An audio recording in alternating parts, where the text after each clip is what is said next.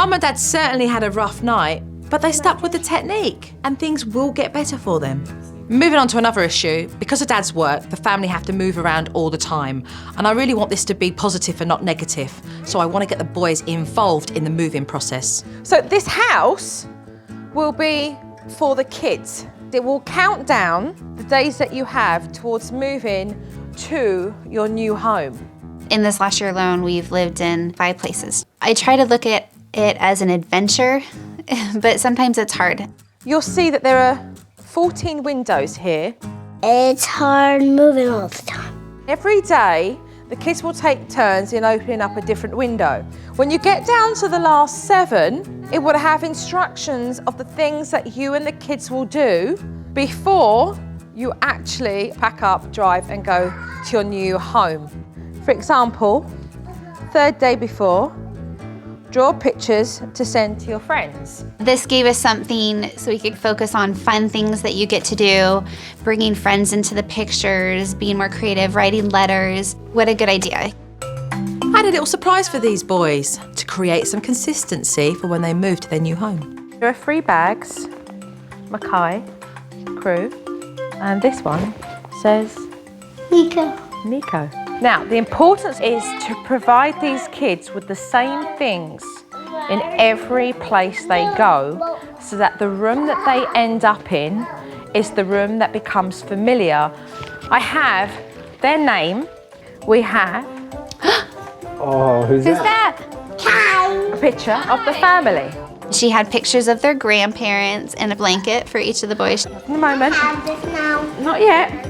And she had a little bag where they could collect their little cars or, treasures. So as soon as you get to a new home, you go, right, let's get your room, let's colour our name, let's put it up, let's put the blanket. It's laying down a ritual straight away, wherever they are.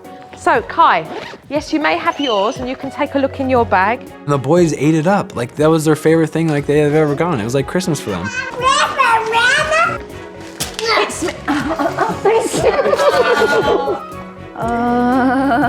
Immediately, they started playing moving, where they rolled out their blankets and they set up their frames and put their little things out. Now it's time to go to bed.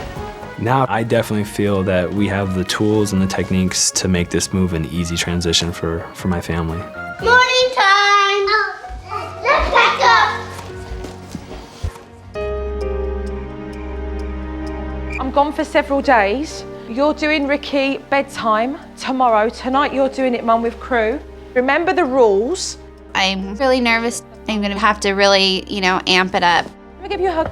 There's been a lot to put in place, and effectively they have tools that they can now apply. See you soon, okay? I'm gone for several days. Bye, Kai, see you soon. However, they've got to do it without the safety net. After being away for several days, I want to make sure that the whole family are feeling more comfortable now with the process of moving. I'm nervous. I was a little nervous sitting there, honestly. I knew there was stuff that I failed at, so I knew that she was obviously going to point those out. Hiya. Hi. Okay, ready to take a look at this?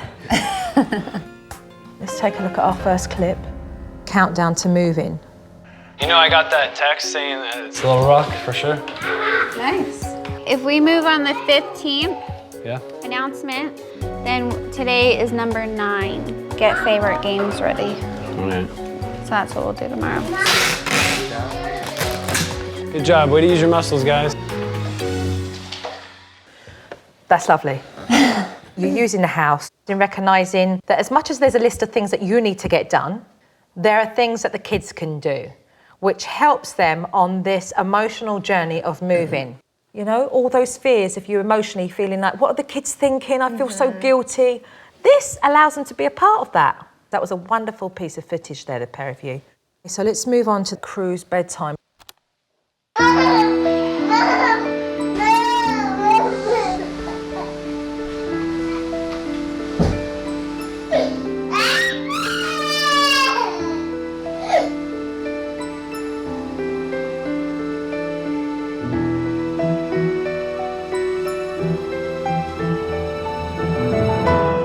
Guess what? Kruby slept in his own crib all night long last night. Good luck, Ricky. Thanks, baby. Be strong.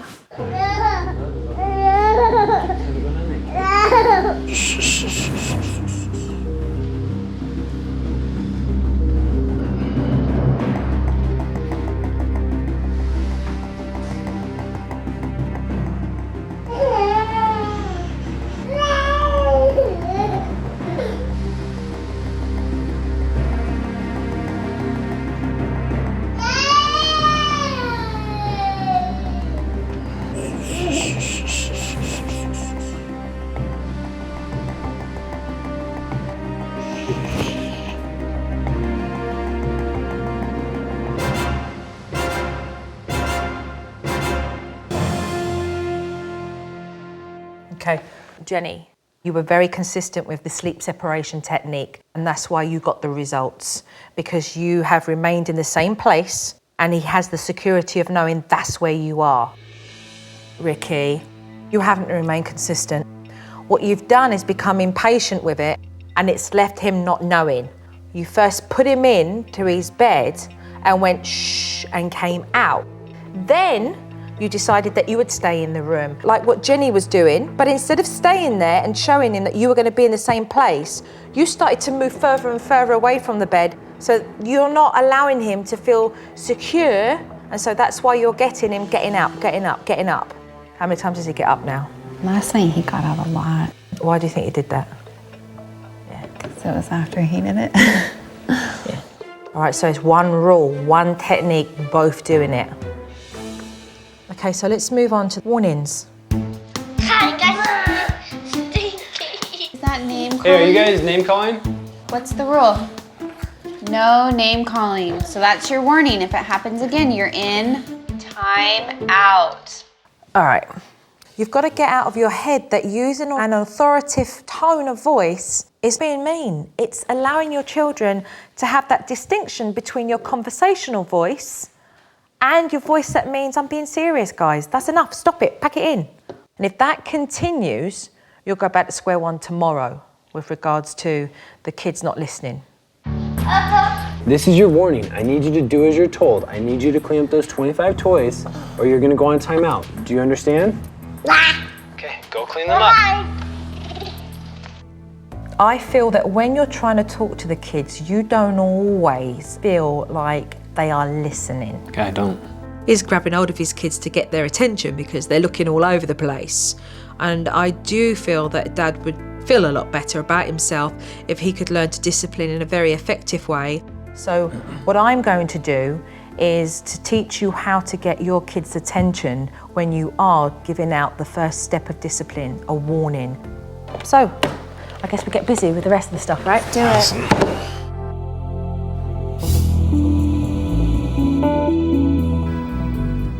After watching the DVD, I could see Dad would need more coaching when it comes to giving effective warnings so that he could learn how to teach these boys to listen to him without having to hold them. Come down.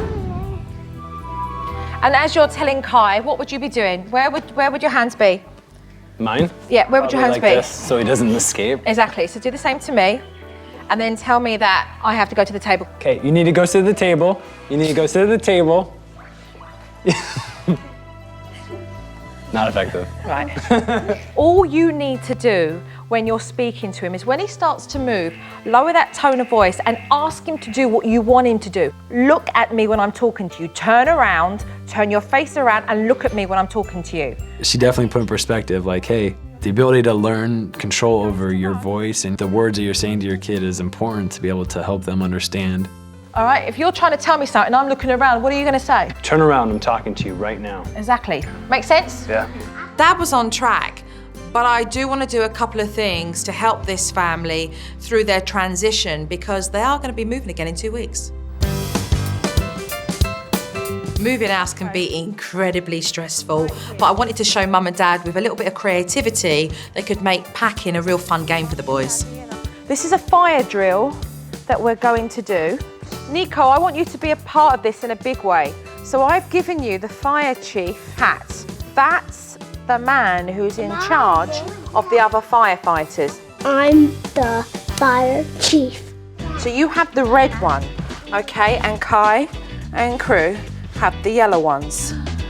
You will have 4 minutes to collect your favorite things that you need to take to your next home and bring downstairs back into this box.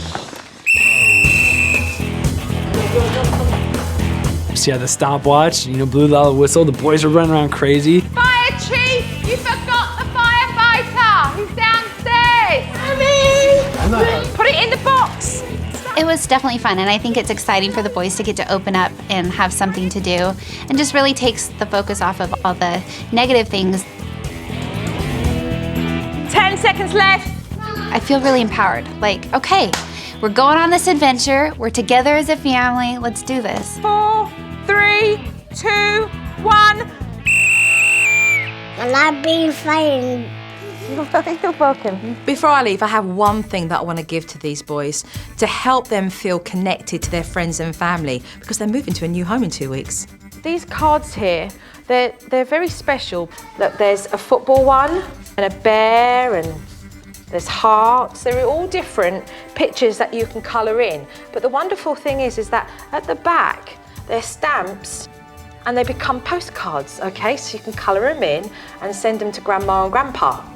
It's something really hands-on that he'll be able to, be proud of and take ownership and be involved in. He'll use them up real fast.